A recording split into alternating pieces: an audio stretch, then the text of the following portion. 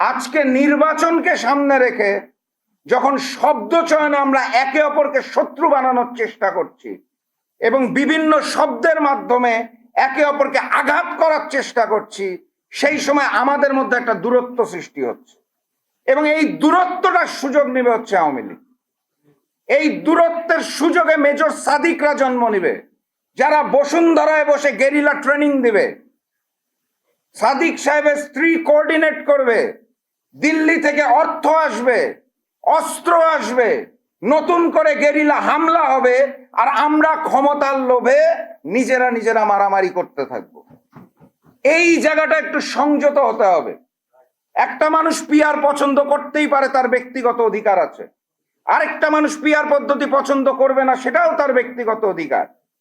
কিন্তু কোন পদ্ধতিতে নির্বাচন, এইটাকে সামনে রেখে যখন আপনারা কাদা ছোড়াছুড়ি করবেন, একে অপরকে গালাগালি করবেন, এবং আমি অন্যান্য নেতৃবৃন্দকে বিনয়ের সাথে বলতে চাই, আপনাদের শীর্ষ পর্যায়ের নেতৃত্বের দিকে তাকিয়ে দেখেন, কেউ একে অপরকে গালাগালি করছে না। আপনারা মাইক পেলে এই জাতীয় শব্দ ব্যবহার করা শুরু করেন। নীল নকশা চলছে, ষড়যন্ত্র চলছে। কেন ষড়যন্ত্র? তো বাংলার মাটিতে আওয়ামী লীগ করেছিল। ষড়যন্ত্র হয়েছিল দিল্লি থেকে, পরিচালনা করত র। আজকে একটা জাতীয় নির্বাচন সামনে, কে কার আগে ক্ষমতায় যাব, এই কারণে আমরা উন্মাদ হয়ে নিজের ভাইকে আজকে ধাক্কা দিয়ে সরিয়ে দিচ্ছি। শেখ হাসিনার আমলের পুলিশ যখন গুলি করত, দেখে করত। তুমি বিএনপি, তুমি জামাত, দেখে দেখে গুলি মেরেছিল। জনতার অধিকারের চেয়ারম্যানকে যখন উঠিয়ে নিয়ে গিয়েছিল, তখন দেখেছিল কোন দল? আমাদের যখন আঘাত করা হয়েছিল, তখন মেপেছিল এটা বিএনপি না জামাত না জাগপা না জনতার অধিকার না কোন দল, নাকি গণ অধিকার? তাদের সামনে আমরা ছিলাম তাদের প্রতিপক্ষ। আমাদের লড়াইটা ছিল গণতন্ত্রের জন্য, স্বাধীনতার জন্য, সার্বভৌমত্বের জন্য। আজকে আমরা একে অপরকে শত্রু বানাচ্ছি এবং এই শত্রুতার সৃষ্টিটা শীর্ষ পর্যায় থেকে হচ্ছে না, তার পরবর্তী লেয়ারের নেতৃবৃন্দ এই গোলমালগুলা সৃষ্টি করছেন। কেন করছেন আমি জানি না। এই গণতন্ত্রটাই তো চেয়েছিলাম, যেই গণতন্ত্র নিয়ে মন খুলে কথা বলতে পারবো, কণ্ঠরোধ করা হবে না। ফ্যাসিস্ট শেখ হাসিনা, শেখ মুজিবের মতো এসে কেউ কণ্ঠরোধ করবে না। সেই জায়গাটায় আসা মাত্রই আমাদের যে বিভক্তি, এটা অত্যন্ত দুঃখজনক। আমি বিনয়ের সাথে অনুরোধ করব, বক্তব্য দেওয়ার সময় শব্দ চয়নগুলো, ভাইকে শত্রু বানিয়েন না।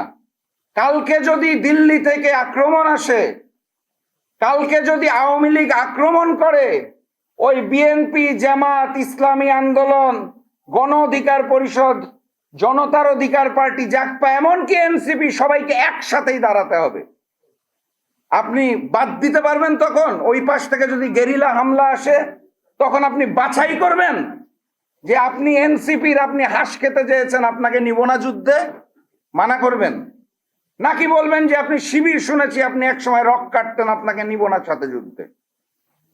আওয়ামী লীগ আসুক, গুলি করুক, গেরিলা যুদ্ধ চলুক, আমরা তখন বিভক্তিগুলা সৃষ্টি করব। আমাদের দুর্ভাগ্য ওই জায়গায়, যখন 5 তারিখের পর আমরা বিভক্তিটা সৃষ্টি করলাম। আমরা পারলাম না একটা জাতীয় নির্বাচন পর্যন্ত একসাথে থাকতে। আগামী নির্বাচনটা যদি আমরা সবাই অংশগ্রহণ করতাম আর ফ্যাসিস্ট শেখ হাসিনা ক্ষমতায় থাকতো, আমরা একসাথে জোটবদ্ধ হয়ে নির্বাচন করতাম না? অতীতে করি নাই? ফ্যাসিস্ট শেখ হাসিনা চলে যাওয়ার পর আমরা আলাদা হয়ে গেলাম, একটা ভ্যাকুয়াম ক্রিয়েট করে দিলাম।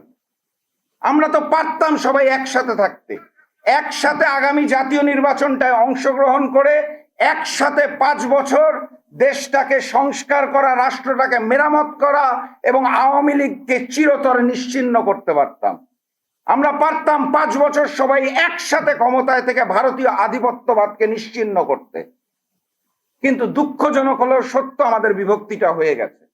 অতএব আমি আবারও হাত জোর করে আপনাদের কাছে মাফ চাইছি এবং ক্ষমা চাইছি। আপনাদের নিজেদের দলের শীর্ষ নেতাদের দিকে তাকান, কেউ কাউকে দোষারোপ করছে না, গঠনমূলক সমালোচনা করছে।